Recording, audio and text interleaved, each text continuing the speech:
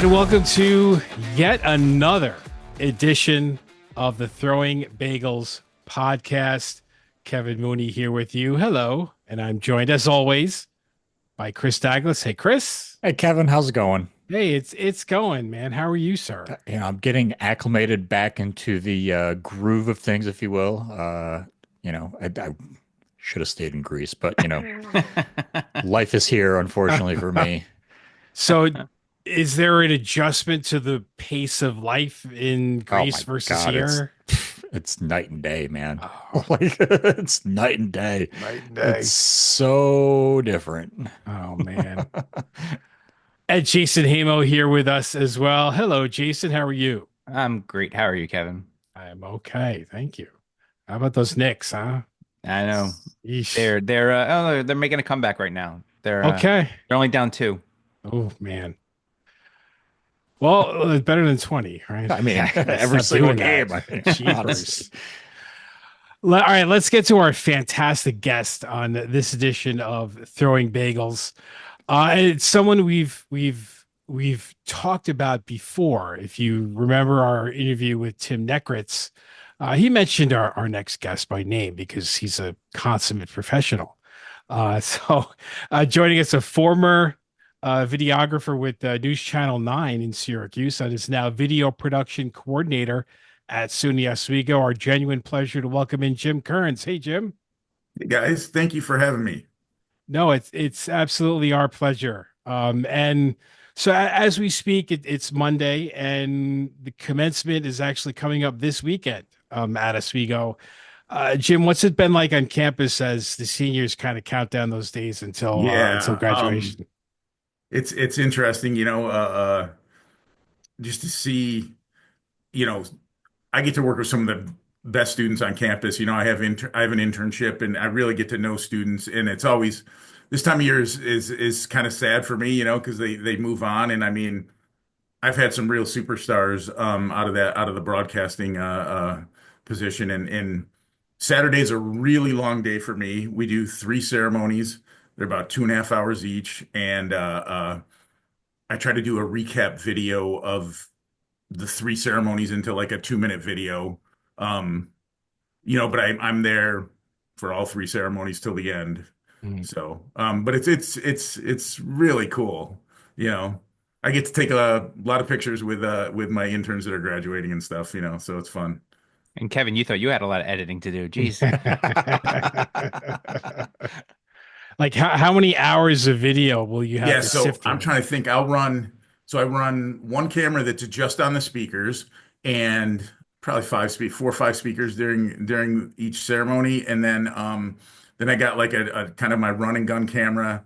And then I've got two small cameras that I like to use. I got a 360 camera that I'm excited to use this year that's brand new, supposed to work really good in lower light. Usually those type of cameras are good outside, but they're not great indoors. But I think this one's going to be, I think I'm going to get some really cool shots with this one. And then I've got another one, the DJI Pocket 3, which I don't know if you guys are into video at all, but I mean, vloggers for the past year, I've had mine for the past year, and like vloggers have all switched from their bigger rigs to this smaller camera. It's a gimbal Hmm. camera, and it's handheld. It's wonderful.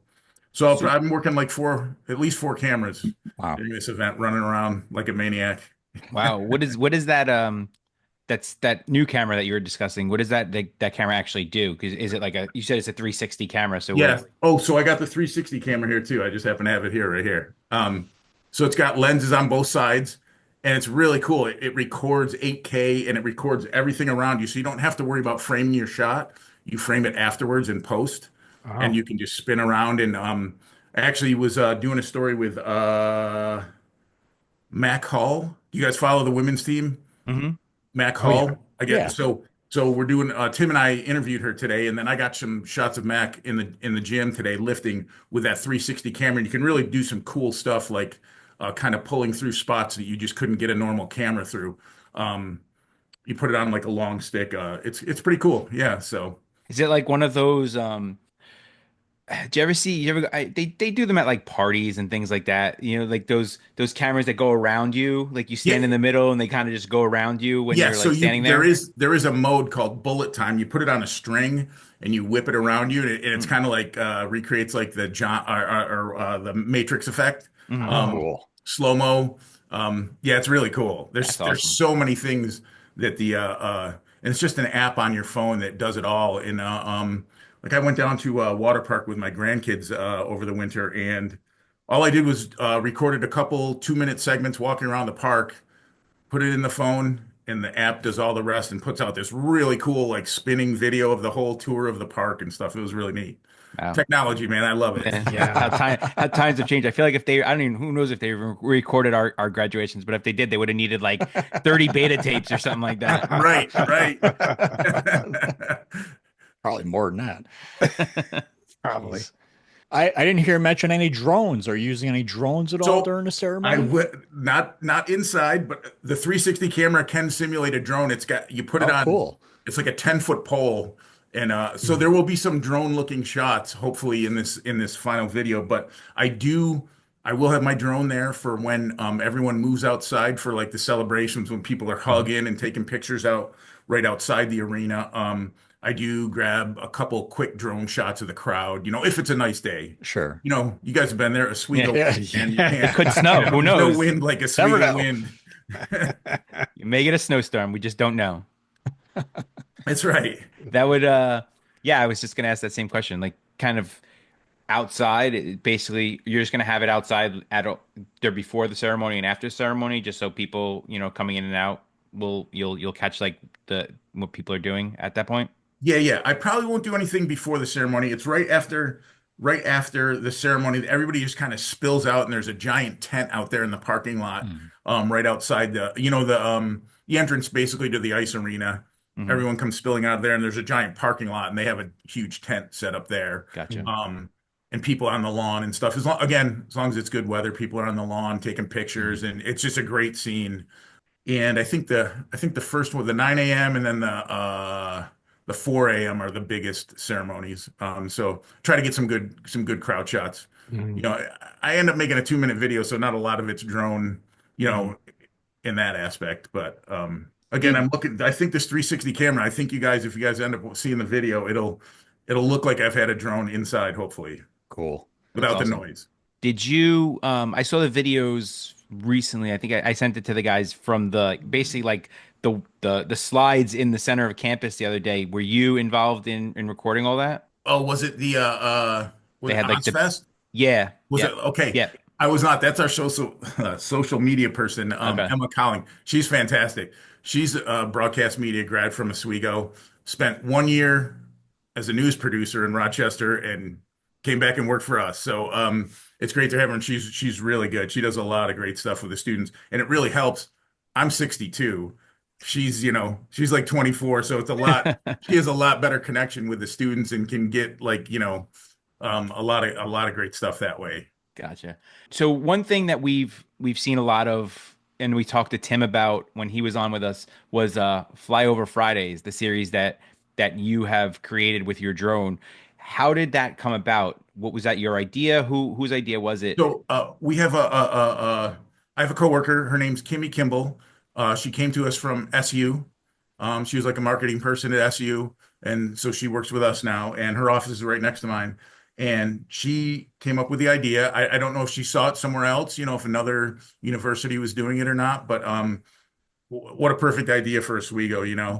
Um, Yeah. and I had a lot of stuff already like that wasn't being used. I'll just go out if it's a nice day. I'll just go out and shoot a bunch of stuff and then share it with everyone. And it doesn't necessarily get used at that moment. Maybe Mhm. for a quick social post or something.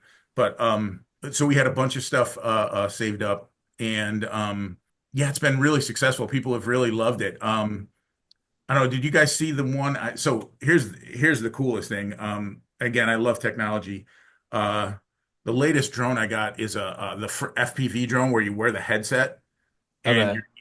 you're literally seeing what you're what the drone is seeing. That's how you Oh That's fly. wow. cool. So it's like a That's really VR, like a cool. VR Yeah, it's headset. incredible. Like you're just so it's not like 360, but but you're seeing what the camera is seeing, and that's how you fly the drone. So did you guys see during the winter I flew out like and you could see the ice Yeah, that Yes. was out awesome. Yes. What and a it That cool was was right video. along. So that's me with the headset on, and I've got a little. It's like a little kind of almost looks like a little gun, and you just pull the trigger, and that's what controls the speed, and then your hand controls what the drone does. So it's not the traditional like two stick drone kind of pilot thing. hmm And there's it's such a rush. Like the reason I went out and shot that ice stuff was because I'd been missing the rush of that. Like this drone is designed to fly like 3 inches off the ground, or 3 inches off the water, and it gives you a real sense of speed. You put that thing in sport mode, it's going 40 miles an hour, but it feels like Whoa. you're doing 100 miles an hour, because you're Wow. so close to the That's ground. awesome. Do you ever And get worried about the wind with oh, like a drone absolutely. like that? It is but that's part of the rush is like, Yeah. you know what I mean? Like, especially when you're out over the water and you're low, I mean, there were a couple times where I thought maybe like a wave was going to come up and like smash Yeah. down. I do have insurance on them, but it would still be expensive to replace. But I don't know. I don't think you guys aren't all local, are you? Like, or does one of you guys live far away? Jason's the I only live in one, yeah. Jersey. Yeah, Okay. I live in Jersey. If you guys are ever on campus, like on a nice day, man, I'm just telling you, you got to go out with me and try flying this, like with the headset. I I'll try come to up get for that. anyone I can to come out and fly with me. They love it. It's so fun. It That's makes the other awesome. kind of drone flying boring, kind of, Yeah. So how does it is it weird like I've never flown a drone before, but like a drone like that, like where you're wearing basically like what a VR headset You are, almost. yep. Like is it how long does it take you to get used to doing something like that versus flying a regular drone? I don't know about you guys, but I'm a gamer, always have been, Okay. Me too. Yeah. I'm also a technology guy. So I have like a Meta Quest 3, so I'm used to having a headset on sometimes playing games. I don't play it a lot, but it's pretty cool technology. So for me, it was really quick. And hmm it's funny, so my very first drone, I owned it and I got it right about when I started at Oswego. And the first thing I did with that drone was fly it over the lagoon because I'm like, all right, I don't want to be scared. I just spent a ton of money on this thing and like I'm gonna fly it over water, but like you got to do it. You know what I mean? That's how you get the shots. hmm You got to take the risks, and that's what's so thrilling about this drone. It's funny. You guys know the hidden fields, right? Yep. Yeah. Yep. So I went out there by myself one time, pretty early on with it, and I was zipping around in sport mode. And they have like random trash cans kind of out in the field. There's like maybe 4 or 5 way out there, and they're way out there. And I was doing like 35 with this thing, and it hit like I turned real quick, and it hit a trash can, and it bounced. So I got the headset on. I can't tell. I'm not even sure which trash can I hit. I spent like an hour looking for this thing, just walking around trash cans. And ultimately, there's a mode on that thing that I thought I had tried it, but I got so depressed because I'm like, I can't find this thing that's in the field. Like, it can't. I don't want a lawnmower to roll over Yeah. anything. But anyways, in the end, it has a mode called turtle mode where you put the headset back on, you use the joystick, and if the drone is upside down, it just runs two rotors. So two of the rotors run, and it flips over, and it sets itself right. And Ah. I was ultimately able to have it take off again, and it was nowhere near where I was looking at it for any of it. But so I did find it again. But yeah, so it's really fun. But you should bring someone with you so they can see where you crash. Has has anyone ever like said to you, be careful, like people from the school be like, be careful with these drones, you know what I mean? Like Nope, nope, no one has ever said that. they So give you carte blanche, just like yeah, fly yeah. it everywhere. The people I work with are awesome. And I've so this August will be my 10th anniversary there. And yeah, they don't.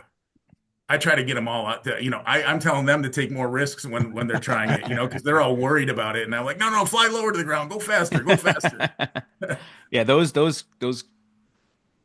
like winter pictures, winter videos are awesome. Seeing like the Yeah. waves and the ice Oh, and I stuff was like so that. excited when I got back from that shoot because I'm like, here's a perspective no one's ever seen. Mm. Mhm. Right. No one's ever seen this. Yeah. Um, and it was just so beautiful, like those little like snow donuts in the water and stuff. You Mhm. know, Yeah. those are really cool. Yeah. Um, but again, you do have to worry about the Oswego wind. Yeah. Yeah. Something to Well, contend with for sure. right. Well, I remember the one where the drone like threaded the needle through the Oh, O. Oh, Yeah. That so yeah, that was I had been wanting to do that shot ever since they got that O on campus, and I have a smaller drone that it's really small. It's my own. It's called the Neo. It's only a couple $100, and that also can you can use the headset, the virtual headset to fly it. Um, that thing is really small, so wind will definitely knock it around. And I was finally able to get that shot doing that. I definitely crashed into it a bunch of times though. Um, but yeah, that was one of the things I wanted to do. As soon as that O got to campus, I took my drone out and I like, okay, it fits through, it fits through. I think we can do this. Are they, I mean, if you crash into it, if you don't, how fragile are they? Like how, you know, Um, they're pretty sturdy. I've got like these third party bumpers that I bought for them. They're kind of like a hard plastic. So it's they're pretty sturdy. I'm trying to think. I did break mine once. Um, but because I had insurance on, it was only like $50 to fix it. You send it in, they fixed it. So it Mhm. was cool. Yeah. It's so fun though, guys. You got to come try it. I'm telling you. it's a Saturday work for everyone here. Let's go. yeah, Yeah, let's Oh I'm do wait. it. good. I'm I'll good. go I up there on wish. Saturday. I wish. So, what are the rules with flying a drone in the state? Do you need a license? Do you have to get certified or anything like Yeah. that? So I got into the drone business, drone flying for Oswego, right as things were kind of loosening up a little bit. Before, you used to have literally have a pilot's license Mm, Wow. if you were making money with your drone. And right around 2015, 2016, that changed, and you had to take this thing called the Part 107 test for unmanned air something. I don't know what it stood for, but and let's see, it was $150, and I had to drive out to Griffiths Air Force Base and take this Really? test in like I swear to God, the computer must have been from 1984. It was this giant, like Windows, whatever, Windows 95 unit. And it was ridiculously hard. Wow. Um, my boss at Oswego allowed me to get to pay for a program that helped me study for it. And I'm telling you, I had to cram those tests. It was ridiculous what you had to Hmm. know. It was almost all the like book knowledge that a regular pilot would have to know. Jeez. And Wow. none of it was actually flying a drone. None of it. The, the Huh. the the main things I would say that applied on the test to like flying a drone was like they call it bottle to throttle. Like you shouldn't have a drink 8 hours before you fly, that kind of stuff. Other than that, it was talking about runways and being able to read, these aviation maps and stuff. It was ridiculous. Mm. Since then, just recently, they've made it a lot easier. The first three times I had to go to Griffiths, you got to renew every 2 years, and now it's free and it's online, and they give you basically a course right before you take the test, like literally minutes before you take the test. You go through this course and then take the test. You got to get 100. It's funny, I got one question wrong, and they're like, "Oh, you got one question wrong," and it tells you what question you got wrong, and then it's like, pick another answer, and you pick another answer. And I got 100, and they were like, "All right, you can pass." So it's so much easier now. So if you guys are interested, it's very easy now. And I'm not, excuse me. I think the first time you still have to pay $150, and I still think you have to go to an air place to take it, like a certified place. But after that, the renewal has become very easy now. Mm. So So and once you get it, they just trust you. That's it. you only need it if you're making money with it. Like if Okay. you went out and bought a drone, you do not need to take that test. Right. Oh, Gotcha. right. Okay. So, Jim, what does your kind of day to day look like as video production coordinator at Oswego? Yeah. Well, one of the things, I'm sure like all you guys, like the pandemic changed things. Pre-pandemic, it was an 8 to 4:30. If I didn't have a shoot or anything to edit, I'm sitting at my desk, like organizing files or something, you know what I mean? Um, Now I pretty much go up on campus when I've got something to shoot or something, something to do up on campus. I'm able to edit with a laptop at home, which is just wonderful. I mean, it Mhm. really has allowed me. My youngest son is a freshman at Lemoyne, so it's allowed me to kind of be, to help him with things, a little more freedom that way. But so for example, I had that shoot this morning. With the girl from the hockey team. And so I went up, met Tim, got up there a little early, did some file management stuff, got some video to someone else, and went out and was able to do that story. Met a really cool student who's like a superstar hockey player, Yeah. That was pretty cool. And I again, even though I've been there 10 years, I'm not sure I had met the women's hockey coach. Got to meet Mark today, so that was cool. And that's what I like about it. I'm meeting people in good circumstances, as opposed to Mhm. when I worked at news, it wasn't always the best circumstances. And now if something bad happens on campus, they're like, before it'd be like run towards it. Now it's like you don't need to go to that. So it's nice. Um, but yeah, yeah. So yeah, a typical day would be like that. And then say I didn't have that today, I would be at home working on some stories that I've got shot that I need to get edited. Mhm. And my favorite thing about it, the flexibility is like, listen, I'm not an author or some super creative person, but sometimes I don't necessarily feel creative or wanting to edit between 8 and 4:30 in the day. So maybe I feel like it on a Saturday morning at like 9, you know what I mean? Maybe I feel like it in the evening. Maybe my wife's watching something on TV and I'm like, I'm gonna go do some editing. And it's just Mhm. that flexibility is just incredible, and I love it. And I'm very grateful to Oswego for allowing me to have that. Better than the old days when you had to like sit in the edit suite when you couldn't. Right? You had to do it in the edit suite, otherwise you had no place else to do it. Absolutely. Absolutely. How often do you people pitch you stories? Do students ever say, "Hey, this would be really"? Has students ever come up to you or someone else and said, "This is a cool thing you could do" or something like that? Yeah, yeah. Think back to last year, last January. I'll tell you, I think it's one of the best things I've done, even throughout my career in TV. Was a story I was able to do, and I did it on my own. I did the interviews on my own and everything. Was the all-female broadcast of a men's Mhm. hockey game. I don't know if you guys Yep. were able to see that story, but Yeah. I have it Yeah. up on my LinkedIn profile. I'm very proud of that, and that was from one of our students telling me about it, and I was like, man, this sounds like a really good thing to do, and Mhm. it came out great. I was really proud of it. I'm really proud of those guys too. It was really cool. Have you ever flown over? I don't know if you were allowed to be quite honest with you, but like Fort Ontario, I have not. I have gone to all of a sudden I'm blanking on the park name. But like the main park in town where like right back. Right back. Right Breitbeck, back. Breitbeck. I have flown. I've been in Breitbeck and I've flown out to the lighthouse and circled around it and come back right the exact path of the rock path. Hmm. Wow. I've done that, but I've never done Fort Ontario, Okay. which I'd like to. I mean, and I've done some of the river a little bit for someone. I actually did it for a student. That's one of the things that I tell all my interns and really any students that I come in contact with, like, hey man, you need any B-roll for a project that you're working on in broadcast or anything? Like, I've got I've got everything you need. Or if you need some drone type stuff, let's go out and do it.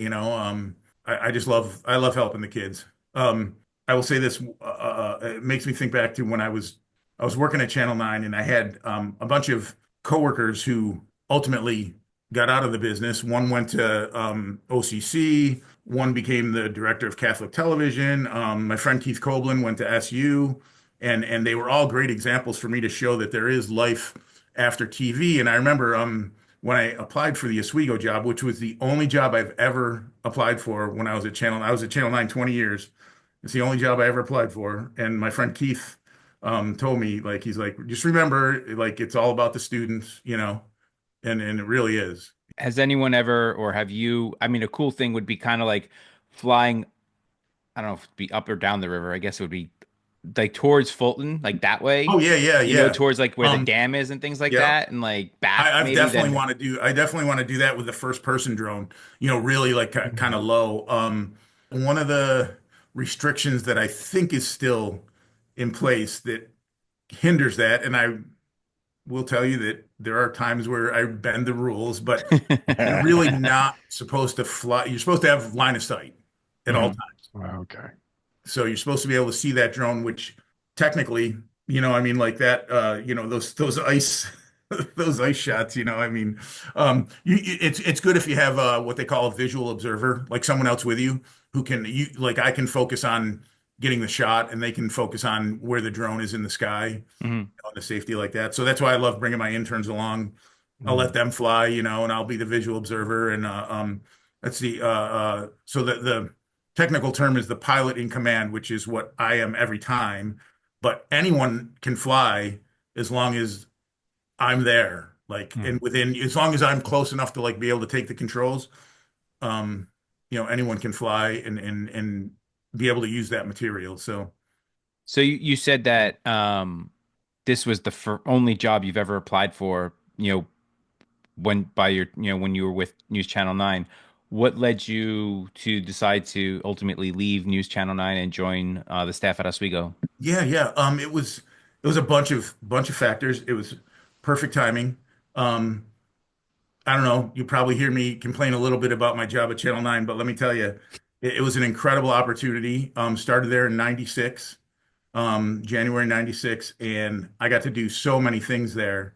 Um, and it's it's a pace of work that is just unmatched, I mean, I would go in the morning and, do something but on my own. I'd go to court by myself. Then I'd get a reporter at like 10:30 and we go out and do two stories and we do turn two stories, for the 5 o'clock news and they'd write it and I'd edit it. And there's just, you know, I don't know, man. I don't think there's many jobs out there that like work at that pace. It's a racehorse pace. Hmm. Anyways, so now we're in 2014, 15. One of the things is I'm starting to become like a character, the grumpy old news photog, Um, and I keep getting older, and the reporters keep staying 23, The new reporters that are coming in, they're 23, and they know everything too, So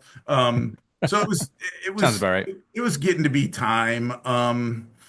Again, it's a racehorse life, I'll tell you the scariest stuff. I can't believe I used to enjoy doing it, but like there's a really, it's a blizzard up on 481. They've closed it down and there's car accidents. Go drive up there and park on the side of the road and get video of it. You know what I mean? It's like insane, you You're like, know? okay. Um, I had to dress like every day I had to be prepared to stand out wherever I was going to be for hours. Might not happen, but you had to be prepared for it. Um, and so a friend of mine, Mary Beth Longo, she was a professor at Oswego. I'd done some work with her, and I don't know, she had a hard drive of mine or something, and I called her, and she dropped it off at the station, and was just like, "Oh, by the way, like, there's a job opening coming up at Oswego," and I'm like, "Oh, I am definitely interested." Um, and yeah, again, it was the only job I've ever applied for, and I was so determined to get it. It was just an incredibly timed lifeline that like just everything fit. Like I said, I've told you guys before, there are other universities locally that I would have no desire to work for. Every time I went up to cover something at Oswego, I was blown away by the campus, just the openness. Everyone was friendly. Again, the beauty of the campus, and it was just an incredibly timed opportunity. And I remember thinking at the time, I'm like, it's a good thing I don't know who else is applying for this job because I swear I'd run them over with my car. Like that's how bad I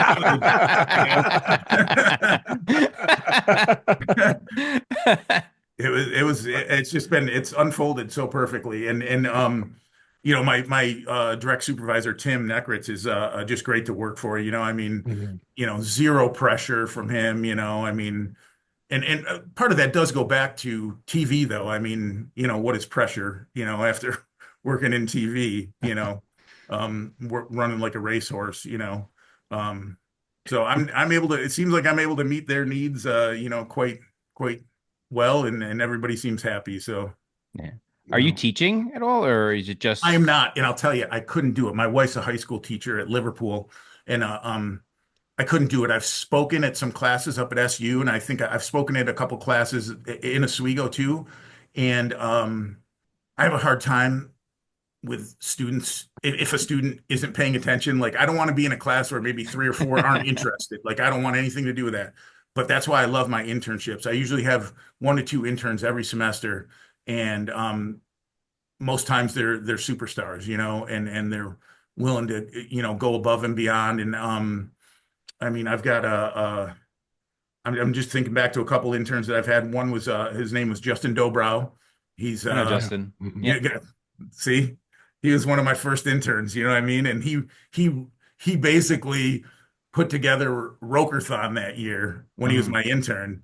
And it was incredible, and now he's at Peacock doing whatever he's doing there, running things there. Another student, Crystal Cole, she's a reporter now, locally in Syracuse. It's just it's great. I love that one-on-one with students. So Mhm. again, I wouldn't be a good teacher, but I do love sharing my knowledge you know, um, and listen, the business has changed a lot too since I left. Even since I left, I've only been gone 10 years, but it's changed a lot. I've gone into that newsroom. We were having professors on the show Bridge Street, like once a month.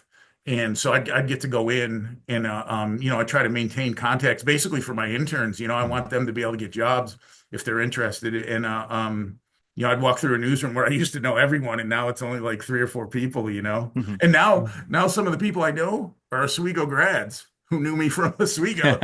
Funny. With the way the landscape is shifting in TV, are there still opportunities for full-time videographers, or is it pretty much just you got a one-man bandit the whole way? You got to produce and anchor and write and shoot.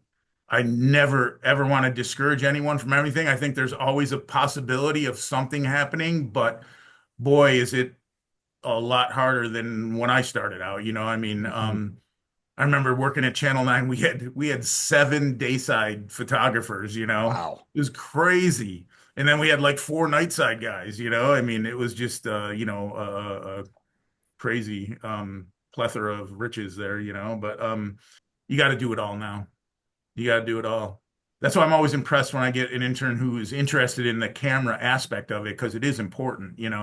When I really started in TV, which was years ago, my first job was in '88 at Channel 3 here locally.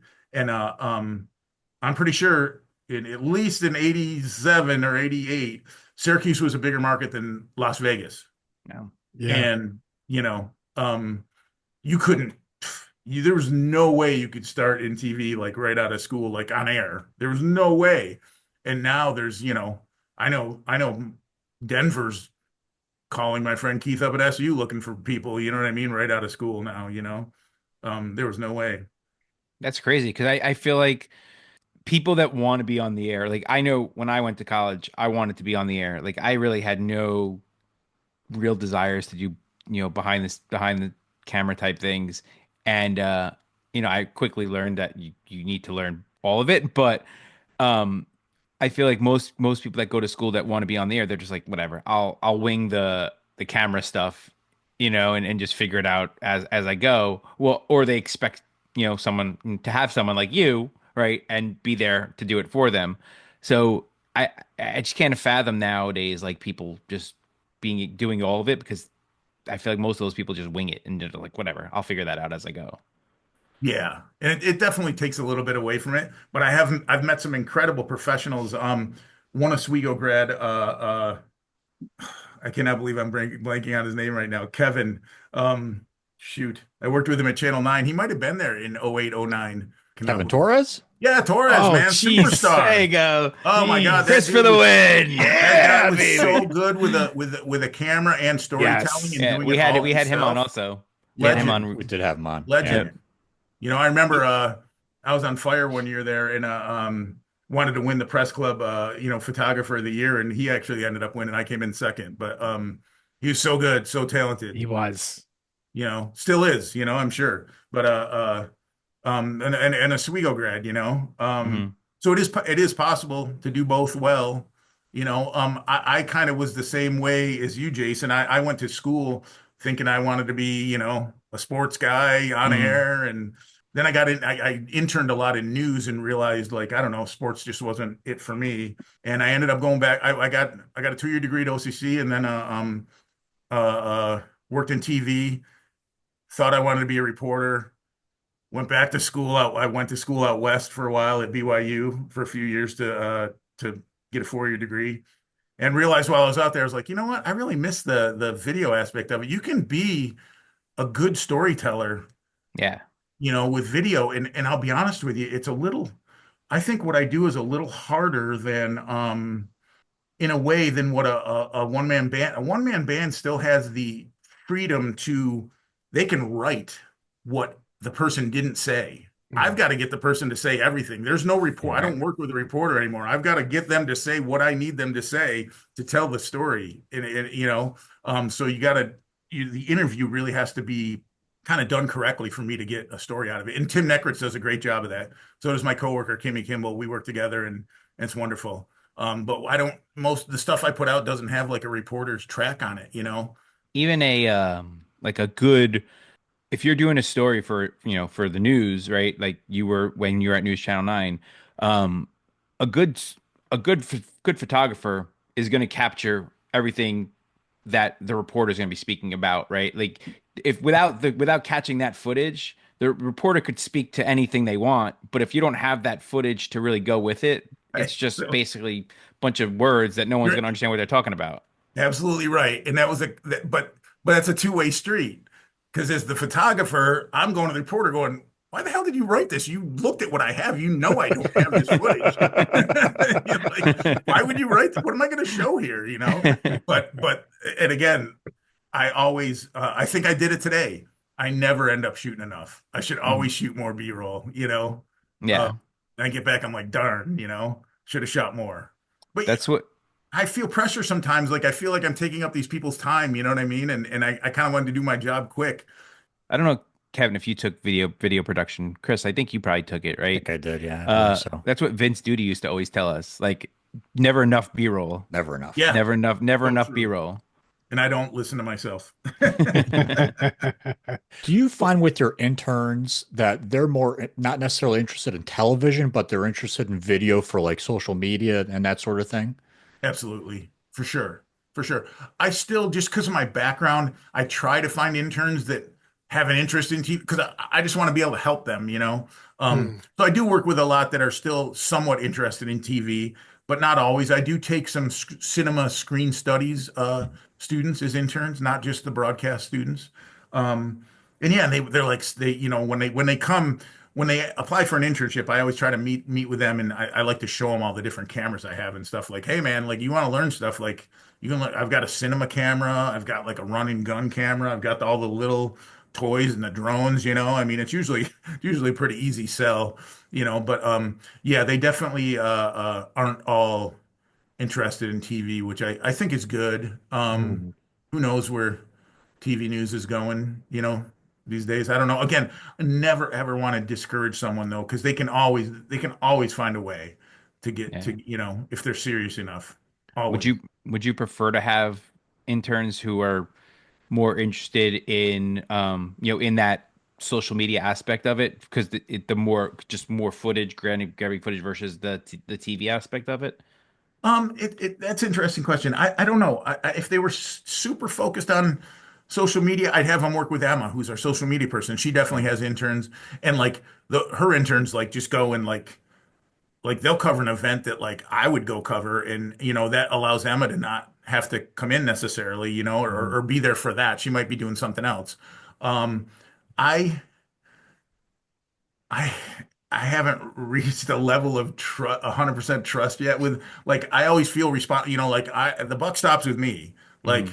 and also like I said I do feel like I have a responsibility to let the kids know about the TV business and stuff and realistically what they should be trying to do. And I do like it when they come in and they want to try all the different cameras and stuff and Mhm. just kind of explore all the different options, that they have. And it's kind of surprising. Like, I mean, I'm an older person and I'm super into tech, and these guys, some of these guys haven't really seen the new stuff that's Mm. out there. The way to create. There's so many ways to create now. And it's funny. My wife and I, again, I said I'm 62. I come home, first thing I turn on YouTube. I don't watch TV. I I watch YouTube. So there's a lot of room for creators there. No. I wanted to be a cruise vlogger recently. Right before the pandemic, I wanted You're ahead of your time. Yeah, yeah. for sure. No, you're right, Jim. I'm in that same boat. I don't have cable TV. We're stitching together Netflix and Amazon Prime and YouTube. And like my wife and I will watch all kinds of, YouTube channels and things like that. So I totally know what you mean. Yeah. And speaking of that, I think we got what we wanted, right? All wanted a la carte Yeah, stuff. And I Yeah. mean, now you can be like, oh, you know what? I'm going to take this free 3 months of Apple TV and then cancel at the end or whatever. I right. mean, I like to ask this just out of curiosity, but so let's go from the spectrum. So Jim, you started in news in 1988 and you just mentioned that you just edited something on your phone, right? Yep. I mean, take us through the compare and contrast between Yeah. what you were The dealing with in the evolution, man. 80s That's versus crazy. now. Yeah, wild. So the 80s, that first camera I had, I honestly don't even remember the name of it, but the camera was on your shoulder and it had a cable that led down and you had a giant 3/4 inch tape deck like that Oh, was connected to the camera. Oh So you had the man. deck and the camera and a Is it around cable. your neck? Yeah, right. It was nuts. And then I quit Channel 3 and went back to college. But then when I came back, I moved back to Syracuse and got right back in '93 and stuff. And at that point, I think they'd moved on. Now we were shooting on, it was called SVHS. So it was like Super VHS or something, yeah. Channel 3. Um, and it was like a VHS tape. I didn't know what was super about it. It just looked like a VHS tape. But that was a little better. I mean, at least I didn't have the cord dangling down. It was just one camera unit, but it was a bigger unit. It was definitely a bigger camera. The camera was small initially, but you had that giant tape deck on your that you were lugging around. And then I went to Channel 5 and they were on beta cams in '95. I Yeah. worked at Channel 5 for 1 year. And they were shooting, that was the first time I ever shot on beta cams, and those were big and heavy. And they were expensive. Right before I left, I accidentally dropped one off a tripod, and it was like $15,000 damage to the Oh camera. my God. Jesus. But got my job at Channel 9 right after that. So then at Channel 9, they were DVC Pro. They were much smaller tapes. Mm. Um, and then I think right from DVC Pro, we went to shooting on cards, on SD cards, which was awesome.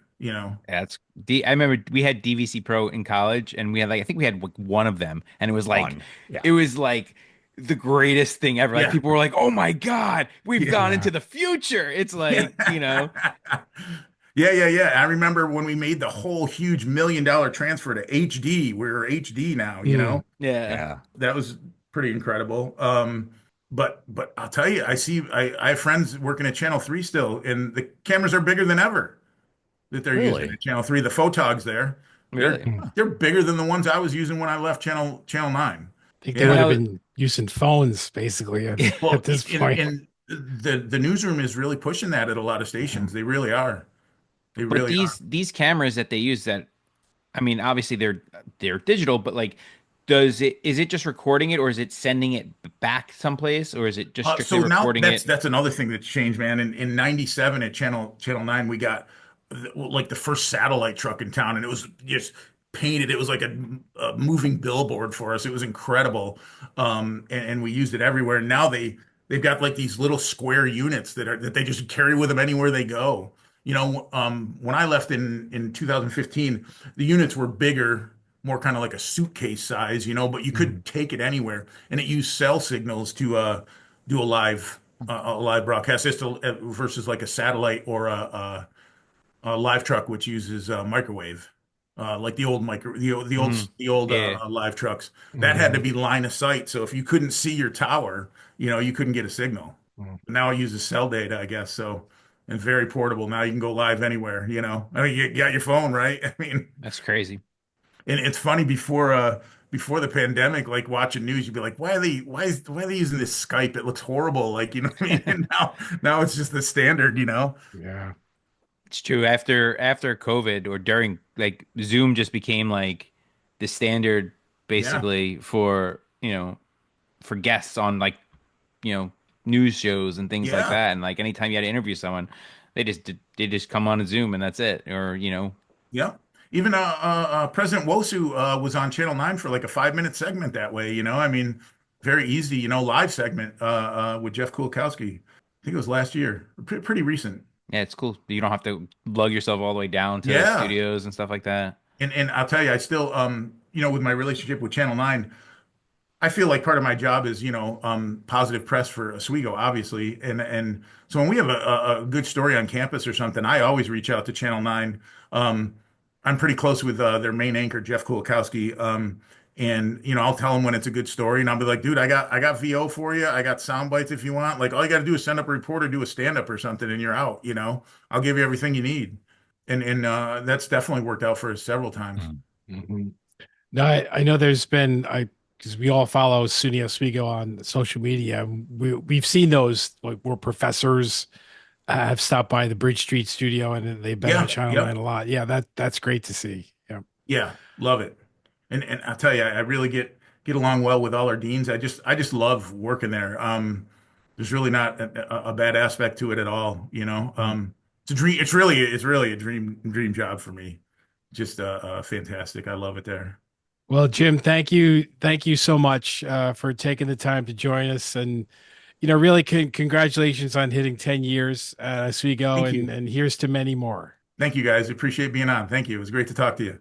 And that was video production coordinator at SUNY Oswego, Jim Kearns. Boy, that was a lot of fun. We were just talking off air that it was one of the more, I guess, Passionate. intriguing, passionate podcasts that we've had in a while. And it was mostly because Jason wanted to just tell Jim to fly the drone everywhere. I mean, seriously, he, he wanted to go from Oswego to Fulton and back. I mean, come on. How awesome would it be to just fly it like down the river and like catch all that footage? Maybe you catch some like trout or something like that in the water or something like that. Yeah, let's put a fishing rod on the end of the drone and see how that works out too. That would be awesome. What kind? Honestly, that would be kind of cool. Not gonna lie, Come on. that'd be pretty cool. If you saw, like, that I don't know, is it a dam? I don't know if it's a dam. Like, you know what I'm talking about? Like off of 481, like that. Yeah. I don't know if it's a I dam or don't know what not. the technical term is for it, but yeah, it It's dams like a the water. waterfallish type thing. It controls the amount of water that flows Yeah. to the Lock, to right? to Lake Ontario and through the Yeah. locks. Yeah. Right. So, but like if you go fly over that and like watch the water coming like down the river, down it and stuff like that, I think that would be pretty cool. I'm just saying. I think we found what Jason's next hobby is going to be here. Maybe have to If go I get had a the money, drone. if I had the money to just buy drones, I would do it. But my son got a mini like stupid toy drone once for and we were flying it outside, and I guess it was it was like so cheap that like the batteries must have started dying in it. Next thing I know, the thing just took off, and like I trying to control it and like bring it back down, and it would. Next thing I know, it flew away, and we have no clue where it went. And it was That's like, he's like, where'd it go? I was like, I That don't. was great. So, I'm like, it's funny because my son also had a drone, someone gave it to him for like a birthday present or something. It wasn't very big; it was pretty small. We were flying in the backyard and actually got stuck up in a tree, and we couldn't oh get it man, down until winter. Oh man. oh man. Jeez. It's funny. No, Yeah, but that was great. I enjoyed it. Yeah, that was fun. That was a lot of fun. You can tell that he oozes that enthusiasm Mhm. of the job that he does now, which is really cool. I think that's really awesome. People that love their jobs, it's not a job to them. Yeah, And, I and that's mean, kind of what I got out of that. oh, without a doubt, he definitely is like so into it, and like he just wants to just impart his knowledge to everybody. Like you Yeah. can tell, just tell everyone about all the cool drones that he has and stuff like that. and show everybody. And, I mean, he wants us to come up there and just That- like fly We There we gotta drones. go. do I it. mean, that's We're an open going. invitation. Gotta I'm, go. I'm down. We got to find a time All right. where we can all make it. We'll have to figure it out. Just don't want to crash it. I don't want to. Yeah. Oh, I'm not paying for it. I mean, Something happens, it's not my fault. We'll bring a disclaimer. That's what insurance is for. This is not our fault. Sign here. Yeah, right. If anything happens to this drone, I did not do it. yeah, not my fault. I was blindfolded. There you Yeah. go. Man, yeah. So we will have to go up there and fly that drone. And hurry up, Jason. Let's go. Yeah. Pick No, a right? weekend. Seriously. I know, right? So easy. Booked for like weeks at a time. That's right. So the Knicks losing by 20 again, or what? No, it's halftime. They're down by like 12, I think. Oh God, come on. They're going to 11. blow this Down by series. 11. This- They're down. No, They're down by listen. 11 at halftime. They're going to This blow is- the series. That's what's going to God, happen. This is Rangers Lightning all over again. Ugh. Rangers up 2-0. I don't even want to talk about that. Had them on the ropes. That and was then different let because it the slip Rangers away. actually should have won that game. Oh, The Rangers like that game Yes. 3. The Rangers had that game they 1, right. and That's then true. and then they just like somehow the Lightning scored and tied it up and won it overtime. This is way different than that. Yeah. I think Boston's the better team. It's Yeah. it's plainly Yeah, obvious of that course. Boston's the better team.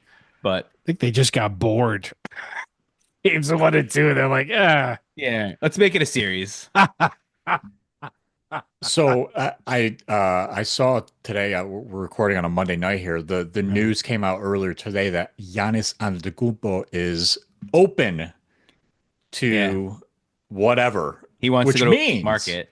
Which He's not going to the means Knicks. He's not going to the Knicks. There's a chance. They don't have any draft picks. They just gave up 5 of them to go to for Yeah. Mikal Bridges. They don't have Oops. they don't have any draft picks. They literally traded 5 draft picks to the Nets for Mikal Bridges. They don't have any. I don't see him going to LA though. Like I don't see him going to the Lakers. Oh no, I don't think so either. I think he might end up in like Houston or something like that. or Honestly, someone Dallas mentioned- or- I was talking to someone today and they were like, I could see him being paired with, even though it's not a huge city, being paired with like Wemby in San Antonio. dude, that would be outrageous. You know, hey, Chris, maybe he'll go to the Bulls and like, He's not going to listen. The Bulls stink. I don't even think they have any draft picks left either because they're just doing stupid crap. yeah. Whatever. I would love to see him come to the Knicks. I just don't. The Knicks don't have the draft capital No. to or if they traded, they'd have to trade like 4 guys off the roster and they'd have no team. Whatever. I mean, you have one big superstar. You can just put a bunch of dudes around him and it'll be a playoff team. Yeah, but you got to have some sort of like cohesion. You would eventually. You gotta get the right coach too. Who knows? We'll see what happens. We'll see. I'm still not sure he's gonna get traded, but we'll see what happens. Probably not. But there's the Mavericks won the lottery, and the conspiracy theories are crazy about that because they've been calling the conspiracy theories have been talking about that for like weeks since the Doncic trade because the Mavericks only had like a 1.8% chance or something. That's it to win the lottery. So the lottery conspiracy theories were like the Mavericks are going to get they're going to give the Mavericks Cooper Flag because they traded.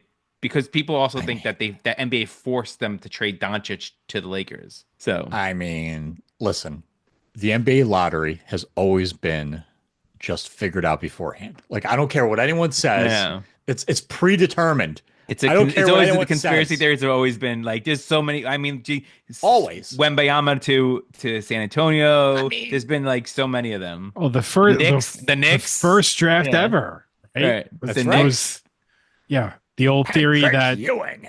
the Knicks card, because Yeah. back then the commissioner would pick a card basically, Yep. and there was a little That's not the crease right on one.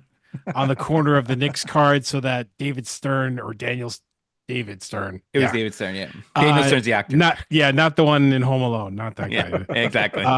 So and Rookie that of the Year. so he knew which card to take because the Knicks card was creased a little bit, course. so he could pick it Yeah. out. And It's there you go, always been Patrick rigged. Ewing. Yeah, it's always Always. been rigged. Always been rigged. Yeah. San Antonio got Tim Duncan. Same thing. Yeah. There's always been theories about the lottery being rigged.